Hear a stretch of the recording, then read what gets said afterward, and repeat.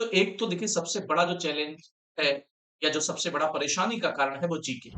बच्चों के मन में एक सवाल है कि जीके में किस तरीके के क्वेश्चंस पूछे जा सकते हैं? क्या हमें छत्तीसगढ़ स्पेशल पढ़ना चाहिए? या हमें जो जीएस नॉर्मली दूसरे स्टेट्स में पूछी जाती है, खासकर यूपी की अगर हम बात करें, या यूपी की तरीके से या बिहार में जिस तरीके से जीके का पेपर पूछा जाता है, उसी तरीके के क्वेश्चंस हमें तैयार करने हैं। एक बीएनएस, दूसरा बीएनएसएस और तीसरा बीएसए। बात करें कि इन पेपर्स में जो चैलेंज आ सकता है, तो सबसे बड़ी समस्या बन रही है सेक्शन नंबर। ये जो सेक्शन नंबर्स पेपर है, देखिए कॉन्सेप्ट में कोई दिक्कत नहीं। कॉन्सेप्ट इनका लगभग-लगभग वही पुराना वाला ही कॉन्सेप्ट है जो पहले हुआ करता था। लेकिन जो मेन चैलेंज और जो प्रीलिम्स के पॉइंट ऑफ व्यू से बहुत रेलेवेंट है, वो मेन चैलेंज है सेक्शन नंबर्स। क्या हमें राजस्थान ही पर फोकस करना चाहिए या हमें छत्तीसगढ़ की हमारी प्रिपरेशन हमें जारी रखना चाहिए? इसका ये बिल्कुल भी देखिए मतलब नहीं है कि जो राजस्थान का नोटिफ़िकेशन आ गया, तो हर बच्चा जो है वो केवल राजस्थान एग्ज़ाम ही देगा, वो छत्तीसगढ़ का एग्ज़ाम नहीं देगा। और मेरिट जो जाती थी छत्तीसगढ़ की, वो 80 प्लस की मेरिट गई।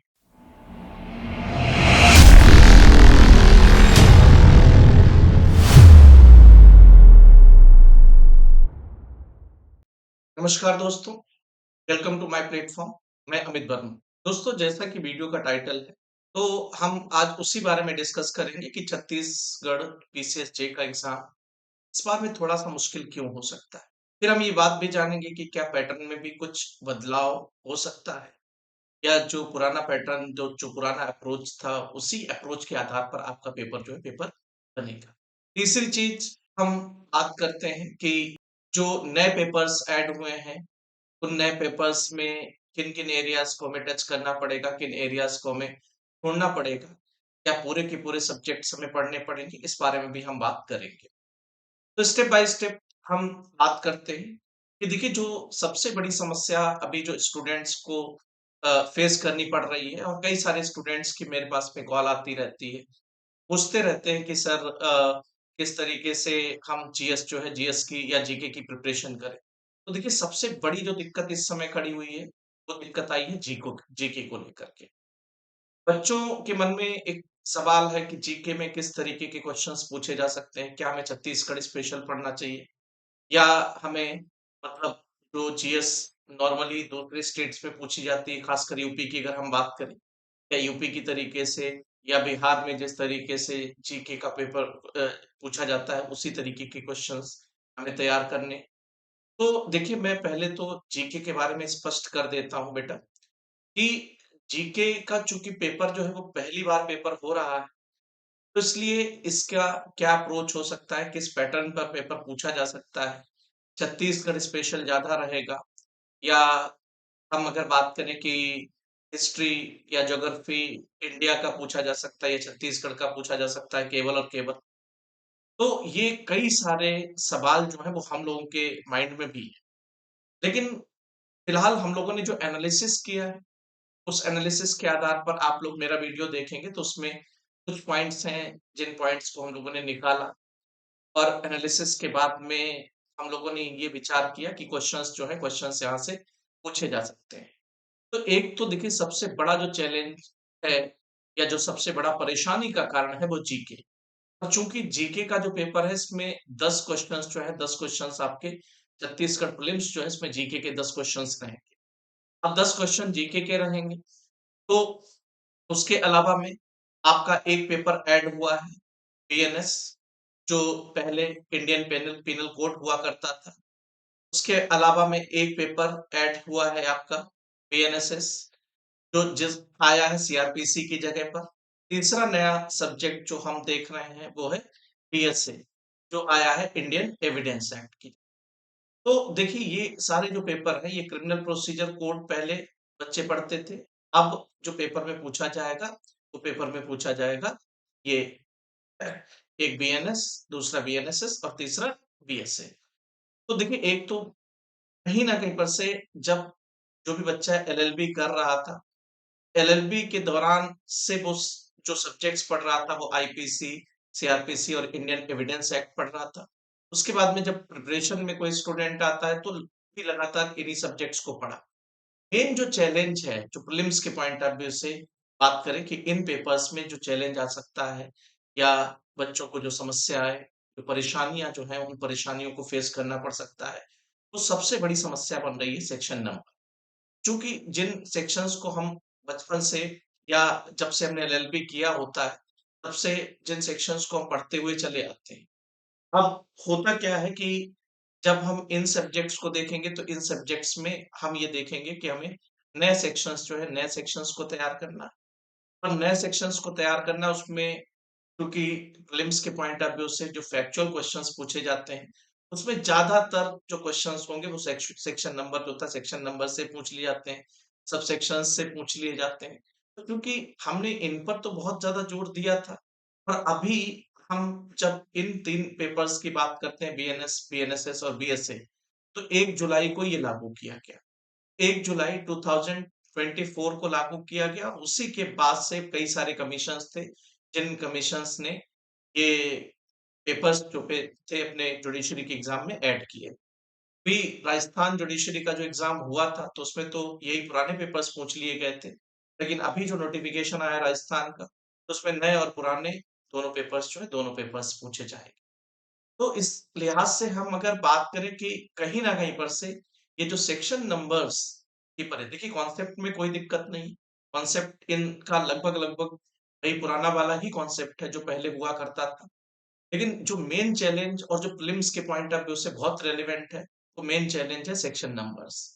तो कहीं न कहीं पर से बच्चों को सेक्शन नंबर्स तैयार करना और उनको माइंड में रख पाना थोड़ा-सा मुश्किल होगा और कई सारे हम सब्जेक्ट्स की जब बात करेंगे कि तैयारी हमें करना है, नए सेक्शंस को जानना है, नए सिरे से उस सब्जेक्ट को पढ़ना है और सेक्शन नंबर्स जो आगे-पीछे जैसे हम बीएनएस में खास करके बात करें, तो उसमें ऑफेंस जो है, ऑफेंस की गंभीरता को देखते हुए सेक्शन नंबर्स को का जो सीक्वेंस था, उसमें एक बहुत बड़ा बदलाव आया।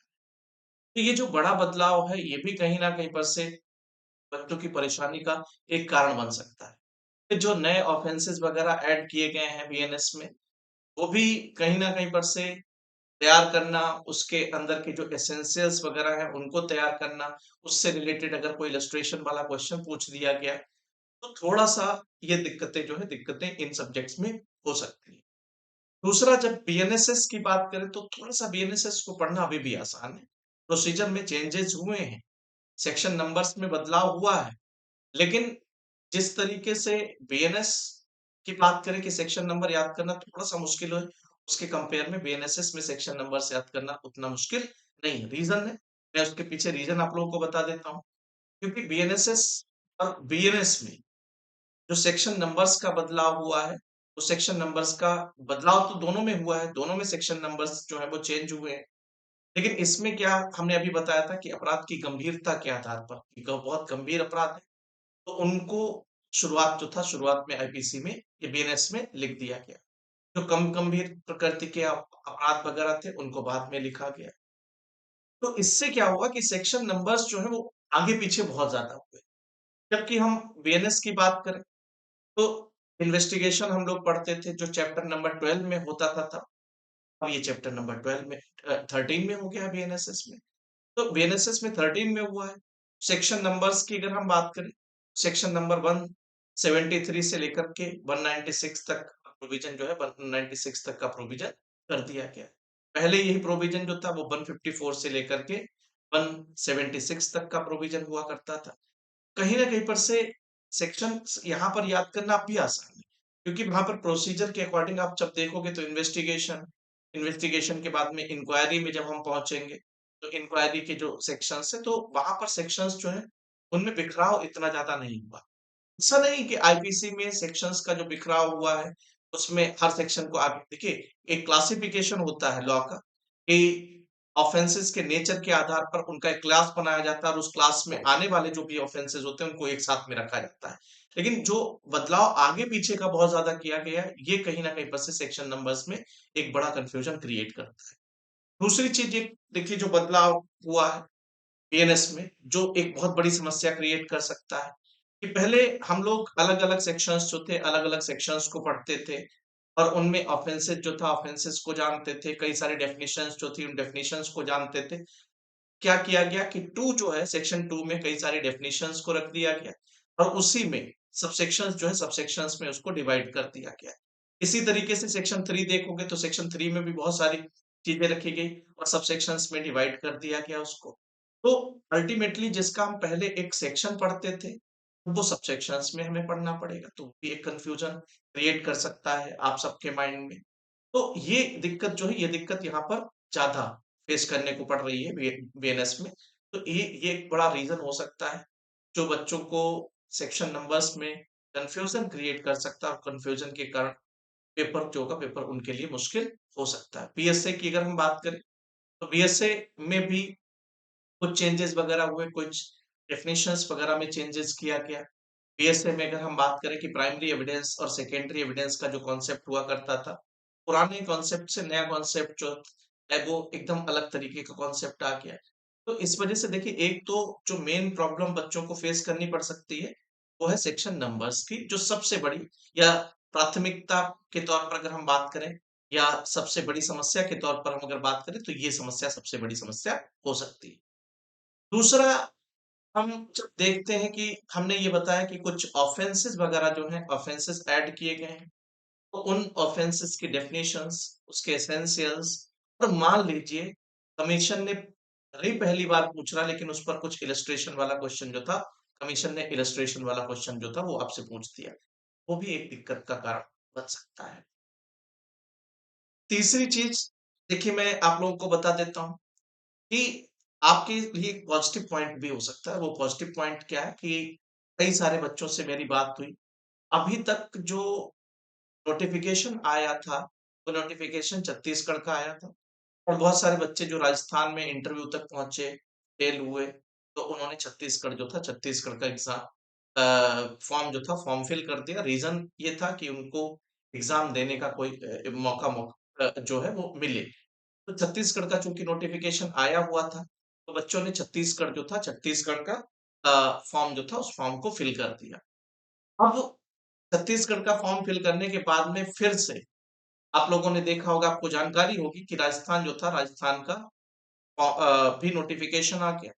राजस्थान का नोटिफ़िकेशन आ गया, तो जो बच्चा इंटरव्यू तक पहुँचा है राजस्थान के, तो उसने राजस्थान के अप्रोच से प्रिपरेशन की। चूँकि उसको एग्ज़ाम देने का मौका नहीं मिला था, इसलिए वो छत्तीसगढ़ का फॉर्म भरा। बहुत सारे बच्चों की कॉल मेरे पास में आई। लगभग अगर हम बात करें कि 100-200 बच्चों की कॉल मेरे पास में आई होगी राजस्थान का जब नोटिफ़िकेशन आया, कि सर ऐसे में हमें, हमारा फॉर्म तो है, छत्तीसगढ़ का भरा हुआ है, लेकिन हम इंटरव्यू तक पहुँचे थे। सर हमने मेंस का एग्ज़ाम दिया था वहाँ पर, हमें उसका बेहतर आइडिया है। क्या हमें राजस्थान ही पर फ़ोकस करना चाहिए या हमें छत्तीसगढ़ पर छत्तीसगढ़ की हमारी प्रिपरेशन हमें जारी रखना चाहिए? तो देखिए, बहुत सारे बच्चों का जब इस तरीके का जो क्वेश्चन्स वगैरह थे, तो जिसमें हमें लगा कि जो बच्चा इंटरव्यू तक पहुँचा है, तो मैंने खुद उससे कह दिया कि बेटा आप राजस्थान की प्रिपरेशन करो, क्योंकि उस एग्ज़ाम के पैटर्न को आप बेहतर तरीके से समझ रहे हैं। बहुत सारे बच्चों ने खुद से ये कहा कि सर हमें राजस्थान का एग्ज़ाम थोड़ा-सा ज़्यादा आसान पड़ता है, क्योंकि जजमेंट राइटिंग वगैरह उसमें छत्तीसगढ़ में पूछी जाती है। वो एरिया, वो पोर्शन थोड़ा-सा मेरा कमज़ोर है। जो बहुत अच्छे बच्चे थे, जिन्होंने मेंस एग्ज़ाम दिया था, जिन्होंने इंटरव्यू दिया था राजस्थान का, तो बहुत सारे ऐसे बच्चे थे जो छत्तीसगढ़ का भी एग्ज़ाम देते प्रीलिम्स का। तो राजस्थान का नोटिफ़िकेशन आने से वो अपनी तैयारी जो थी, वो राजस्थान की तैयारी में लग गए। अब एक चीज़ और आती है कि इसका ये बिल्कुल भी देखिए मतलब नहीं है कि जो राजस्थान का नोटिफ़िकेशन आ गया, तो हर बच्चा जो है वो केवल राजस्थान एग्ज़ाम ही देगा, वो छत्तीसगढ़ का एग्ज़ाम नहीं देगा। हाँ, हम ये कहते हैं कि जिनका राजस्थान में बहुत अच्छी प्रिपरेशन थी, जो एक अच्छी परफ़ॉर्मेंस राजस्थान के पेपर में किया, जो मेंस एग्ज़ाम तक पहुँचे या इंटरव्यू तक पहुँचे या मेंस एग्ज़ाम में उनका अच्छा स्कोर उन्होंने कवर किया और कुछ ही नंबर से इंटरव्यू की कॉल उनकी नहीं हुई, तो वो सारे के सारे बच्चे जो हैं वो मूव कर गए राजस्थान की तरफ। लेकिन फिर भी एक बड़ी संख्या जो राजस्थान और छत्तीसगढ़ दोनों ही एग्ज़ाम देगी, क्योंकि हम पेपर्स की अगर हम बात करें तो राजस्थान का पेपर और छत्तीसगढ़ का पेपर जो है, इनमें बहुत सारे सब्जेक्ट्स जो हैं, बहुत सारे सब्जेक्ट्स कॉमन हैं। तो इस वजह से हम ये कह सकते हैं कि एक कठिनाई का कारण जो हो सकता है, देखिए एक तो सहूलियत ये हुई कि कुछ बच्चे राजस्थान की तरफ मूव कर गए और कठिनाई का कारण ये हो सकता है कि अभी भी बहुत सारे बच्चे ऐसे हैं, जो राजस्थान और छत्तीसगढ़ जो है, छत्तीसगढ़ दोनों एग्ज़ाम दे रहे हैं। और जिनका कहीं न कहीं पर से जिन्होंने प्रीवियसली जो भी एग्ज़ाम वगैरह दिए, उनका स्कोर बहुत अच्छा रहा। एक चीज़ और मैं आप लोगों को बता देता हूँ कि बच्चों के माइंड में एक नेगेटिविटी क्रिएट होने लगती है कि छत्तीसगढ़ या कोई भी एग्ज़ाम, इतना सारा बच्चा जो एग्ज़ाम दे रहा है, इतने लोग एग्ज़ाम में बैठ रहे हैं, कि बेटा ये नेगेटिविटी का कारण बिल्कुल भी नहीं होना चाहिए। कभी भी भीड़ जो होता है, भीड़ से कॉम्पिटिशन नहीं बढ़ता है। कॉम्पिटिशन जो होता है वो सीरियस स्टूडेंट से बढ़ता है। तो बहुत सारे लोग ऐसे भी होते हैं, भीड़ में शामिल हुए लोग जो होते हैं, कि चलो ठीक है लॉ कंप्लीट हुआ, एक बार देखते हैं एग्ज़ाम दे कर के किस तरीके का आता है, हमारा क्या स्कोर हो सकता है। काफ़ी बच्चे इस तरीके के होते हैं। कुछ बच्चे ऐसे भी होते हैं कि जिनका उद्देश्य कुछ और है, लॉ कर रखा है, एलिजिबल है तो वो भी एग्ज़ाम देते हैं। तो आप देखिए कोई भी एग्ज़ाम जुडिशरी की जब हम बात करें, जुडिशरी का चाहे जो भी एग्ज़ाम हो, कॉम्पिटिशन जो होता है, कॉम्पिटिशन में मैक्सिमम जो कॉम्पिटिशन होता है वो 4 से 5,000 लोगों के बीच में एक बड़ा जो कॉम्पिटिशन होता है, तो वो इन्हीं लोगों के बीच में होता है। तो ये मत समझिए कि भीड़ बहुत ज़्यादा है, इस बार में मेरिट बहुत ज़्यादा जाएगी। भीड़ से मेरिट का कोई लेना-देना नहीं है। मेरिट का लेना-देना जो होता है वो सीरियस स्टूडेंट से होता है। तीसरी हम बात कर लेते हैं कि चूँकि ये पेपर ऐड हुए हैं और मेरिट जो जाती थी छत्तीसगढ़ की, वो 80 प्लस भी मेरिट गई। तो देखिए 100 नंबर का आपका पेपर होता है और 80 के आस-पास मेरिट रहती है। 80 के आस-पास मेरिट रहती है, लेकिन इस बार की मेरिट जो कि मेरिट में इन सब्जेक्ट्स की वजह से थोड़ी-सी गिरावट हो सकती है। तो फिलहाल इन्हीं ये जो जानकारी हमने आपको दी, आप लोगों को मेरे ख्याल से मेरी जो बातें हैं वो समझ में आई होंगी।